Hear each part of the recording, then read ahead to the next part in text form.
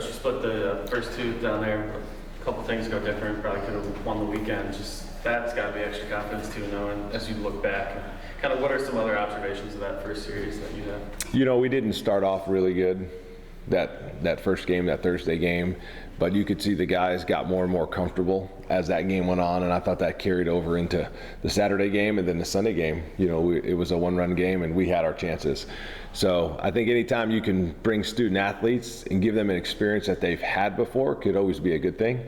Sometimes new experiences are good too, but the fact that everybody on this team has been down there before, you know, that's definitely a good thing and an experience that we can definitely draw from.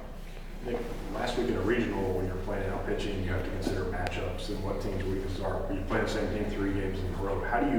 What factors go into determining what order you pitch guys in, and does them having the best pitcher in the country factor into that at all? Do you consider that, or you just throw your best guys out there? So in a lot of ways, you know, obviously there's some different things at stake, but it almost feels like another SEC weekend, right? So you got to do whatever you can to win that series, and obviously if you don't, then your season's over. So as we continue to watch video and just see how, you know, players change, right?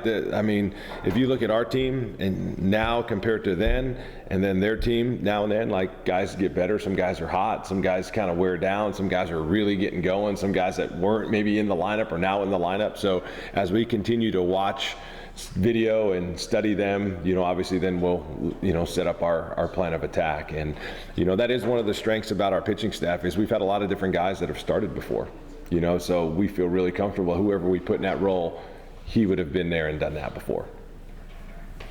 You made sure De La Cruz didn't beat you when you all went down there in April. With the stakes being higher, do you change that approach with how you pitch to him at all? You know, I haven't got to him yet in their lineup, and obviously you look at the numbers. He's a special offensive player, but there's a lot of things that go into that. You know, not only sometimes how he's going, but how's the guy behind him going, the score, the out, the inning, the runners. So there'll be times where, yes, we'll have to attack them and go for them, and there'll be times where we'll just, you know, maybe it might be the old and unintentional intentional walk, or just give them straight the intentional walk. But, you know, we've gone in a series before where you just feel like that guy probably shouldn't even bring his bat because he's not going to get anything to hit, you know. But obviously we'll manage that, and we'll see all those factors play in and how we'll approach him. But he's definitely a guy that there needs to be multiple conversations about. Since you've been here, you've always been pitching defense, but you have to be excited about the way your offense played this past weekend, aren't you? Yes, and you know, you saw that from our team, and I just want to compliment our players again, because when we lost that Saturday game, we knew we had to win 3 straight games, and we needed to play our best baseball. And when you think about that first game on Sunday, we really did that. We won 10-0. You know, and I mean, that's about as good as, you know, elimination game as you could ask your team to do, you know, just to sit there and, you know, pitch a shutout and defend at a super high level and score a bunch of runs. And I thought that carried over into Sunday. Into that next game on Sunday, to where it's just you know, it almost sensed that our team almost like took a deep breath. Some of the dugout antics started coming out, and you know, it was just good to see the guys just like cut loose and be free. And there was no way we would have been able to do it without offense. And then I even thought, you know, Jeff, on Monday, that, you know, we did exactly what we needed to and just enough, with some extra base hits and some good dances at second and everything else. So that was good. Seeing Skeens already, obviously big time pitcher. Grant said, you know, seeing him already feels good. You know, that they already got some hits off of him. What do you remember about facing him, and what do you feel like the bats are gonna have to do against him? He's just super competitive, you know. So there's gonna be, you know, we're gonna have to match his competitiveness. I know it starts there, and but the fastball is really good. The slider. You know, so just back in the office just now, just watching them, you know, just trying to study to put our guys and put together a good game plan and get with Coach Coggin and Coach Ammo about creating a good game plan, you know. But, you know, sometimes when our guys have faced him, sometimes it's good to ask them, how you faced him, what do you see? Because there is a pregame scouting report that goes into it, and then obviously as the game's going on, it is one of the good things about our offense is our guys communicate at a really high level. The information that they present to each other, it's much like a football game or a basketball game, to where, hey, you go in with a plan, but hey, there's times where you need to adjust your plan, and you got to have a backup plan, and then sometimes you need another plan, so our guys' ability to communicate at a high level, and I'll be the coach that will ask them a lot of questions. Hey, what did you see? What worked good for you last time? If you had to go back through some of those at-bats, what would you do different? So we'll rely a lot on them, because obviously not only do we have talented players, but a lot of our guys, they're just really smart players as well. I know you're not going to give us your game plan against him, but do you tell your guys, hey, just go up there and eat, first thing you see, hit a hit, or do you do like the Yankees and just working out, try to get that pitch count? Yeah, Jeff, I think we're at our best when we're attacking. And what does that mean? That means we could be attacking the first pitch. We could be looking to lay down a bunt, put a guy in motion, going first to third, battling with 2 strikes, so it'll be more about that, making sure that our mentality and our approach is right. He's not a guy that you're just going to sit there and pitch count because he just throws a ton of strikes, but he is a guy that you have to battle with 2 strikes. You have to do your best job putting balls in play, trying to create pressure on them defensively, and obviously we'll see where he's at that day and what his stuff's like, and see what the approach would be. Maybe he has a day where he's not commanding the ball as well, and we do go that way, or it might be, man, he's all over the zone with everything, then we got to attack early. But we'll have to wait and see what the game presents itself that day. Nick, when you lost to Indiana, you said the good news is we've been here before, Yep. Here we all are. But you've taken the team to a Super Regional. The road trip's a little different, but still the stakes are the same. So how does that experience help? Yeah, so, I did. You're right. I told them that day that the good news, there's good news and bad news. Bad news is we lost the game. The good news is that, hey, there's been a bunch of guys that have worn that uniform that have done it before, and I had been there before as well. And, I could tell you this, that even when you look on our staff, we got 3 guys on our staff that have been to the College World Series. All 4 have been to a College World Series and have been to Omaha. 3 of us have been to Omaha before, so, for them to understand that, hey, look, this might be a new position for them, but it's not for us. And here's how we're going to do that. And here's how we're going to make it there. And will it be easy? No, but that's what makes it sweet.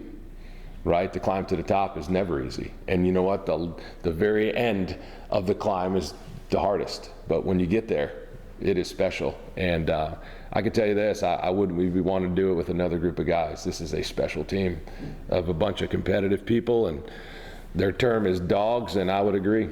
They're a bunch of dogs, and I love being their coach. Yeah. You wanted a dog pile, got it. Now, how badly do you want Omaha for this bunch? Oh. To be honest. Kristen and I were talking, and, God willing, I'll be able to coach for, however long, and, I hope I get that opportunity. But for some of these guys, they'll never play college baseball again, so it gets to a spot where you want it all for them. Like, you want them to have experiences that they've never had. I asked one of our players, hey, how did that feel? And he's like, Coach, that was the best day of my life. And as a coach, what else do you want?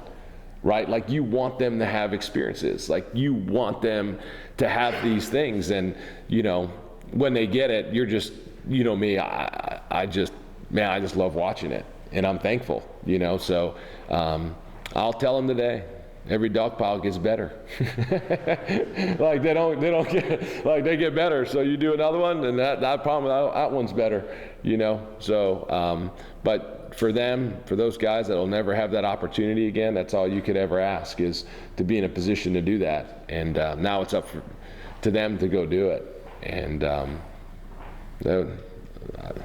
hopefully I would ask somebody else in a couple days, how was that? Coach, that was the best day of my life. And you just keep getting those. You want that for them, because they deserve it. They've done everything. They've done everything that we've asked them to do. Very unselfish group. I will not stop saying that about them. Special dudes, yeah.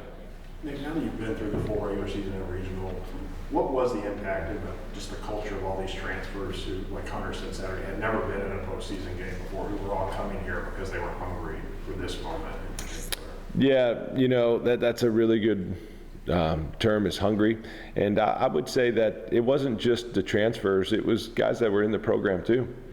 And who else was hungry were our fans. Like, how special were they? Like, they helped create that environment that made it really hard to play in. They were hungry. So the transfers, there's no question that they've, been a huge influence on this season. But even the guys that are currently, that were our high school guys that have been in the program, and, I would just say their overall hunger in general as a team, and desire to win. That's the one thing that it stood out, not the one thing, but the one of many that just continues to stand about them, like their desire to win that dominates. And guys, I loved how loose they were in the dugout and throwing Evan Byers up in the air. And then I saw some guys score a run, and I don't typically look in the dugout. I look, and everybody's sitting down, and there's water bottles squirting, and it was just like, but even that, to create a team, you guys know this, but it's a lot like a good recipe. You have to have a bunch of different ingredients, right? If you just have one ingredient, and I don't cook, I'm like, you don't want to eat my food. My wife's a really good cook.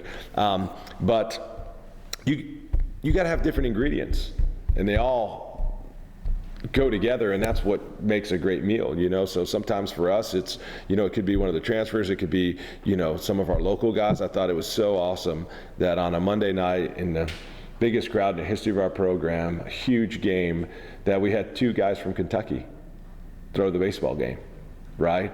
But then some of the guys that impacted it on the other end are from all over the country, and another country with a million, right? Like, we have multiple countries presented, and just the fact that, we have a team and a group of guys that care that much, and really they could be from all over.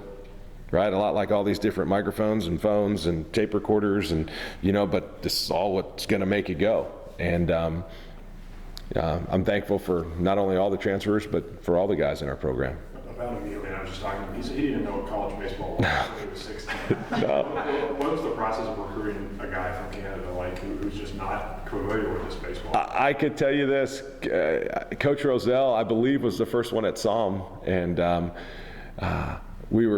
I remember getting a phone call. Him and Coach Coggin were down and out recruiting in Georgia, and I don't remember if that's where we first saw him, and then we carried over into Georgia. But Coach Roselle, a pitching coach, loves a great defender, right, and loves a guy that could play shortstop. And he was this smaller, skinnier kid, and you guys know all the story about maybe stretching the truth a little bit about how much he really weighed, but he was a really thin defender. And then I remember getting down to Georgia and watching him, and just like, holy cow, this guy, like, he moves with such grace and freedom and rhythm, and the arm stroke, and then watching him hit, just how it was just like such an easy swing. And obviously getting to know and then pick his coach's brain at the time, what he was like, and then just trusting your eyes, just to think that, hey, this guy is going to be able to play shortstop for us one day. And even him is an amazing story. Like, when I talk about the unselfishness of our guys, he went during the fall, like, playing some shortstop, and at the end of his fall meeting, we ask all of our players to fill out their lineups, their travel rosters. We ask for their feedback. And I noticed that he had himself at second base. And in that end of the fall meeting, I asked him, I was like, Pete, like, I noticed you put yourself here. And he's like, Coach, he's like, I definitely want to play shortstop, but I think it's best for our team if I played second and Grant could play shortstop. I think that would be our best middle infield. And I'm like, come on, like, that'd been really easy for him to go. I sat behind Ryan Ritter all year last year. This is my time, right? Like, this is my chance. And then instead, no, just totally unselfish, has to do whatever. And I really believe that's one of the reasons why he's had an amazing year, is because he is a very unselfish guy. And, maybe he didn't know much about college baseball, but I mean, with every passing day, that guy just gets better and better and better and better. And he is one of the main reasons why I'm sitting at this table right now with all these things in front of me, is because the impact he's had on our team. I think Austin's had some pretty good relief appearances throughout the years that has been here, but the last two starting against really good offenses and dominating both. What's kind of clicked for him to kind of take that jump? You know, he's really grown in a lot of ways. In every way, really, when you think about him physically, even spiritually, emotionally, mentally, athletically, everything about Austin Strickland has gotten better from the time he's been on our campus. And, I saw the video or this GIF of him with his sunglasses in his arms and just banging the stuff. I sent it to him last night in a text. I just said, hey man, I love you, I'm proud of you. Keep being you. But one thing that he has gotten dramatically better at, and every part of his game has, is just his delivery. I feel like he really understands his delivery now. I feel like him and Coach Rozelle have this saying, just be boring. I'm not sure if he shared that with you guys, but it doesn't have to be, the Austin Strickland in the dugout where he's dancing there, playing his techno music. I saw him banging, and he's just well, just be boring, and his boring is really special because it's mid-90s with tremendous movement. The slider and the slider command has gotten better. His changeup has come a long way, but his overall feel for his delivery and has really helped him, and I feel like it's made all of his pitches better. And I can tell you that our team, when he takes the mound, our team is really confident, and it starts with him because he's a really confident guy. That's good. Yep, thank you guys. Go Cats, go Cats.